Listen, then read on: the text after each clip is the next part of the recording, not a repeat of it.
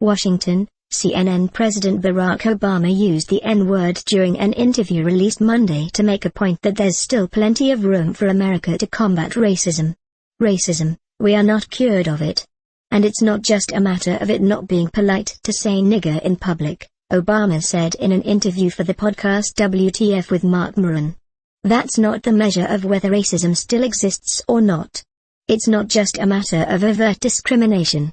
Societies don't, overnight, completely erase everything that happened 200 to 300 years prior. The jarring comment comes as the nation is engaged in a debate over the role of race after a white supremacist killed 9 African Americans last week in a historically black church in Charleston. They also reflect a growing willingness for Obama to discuss race during the final years of his presidency. Obama said there has been progress on race relations over the decades, citing his own experience as a young man who was born to a white mother and an African father.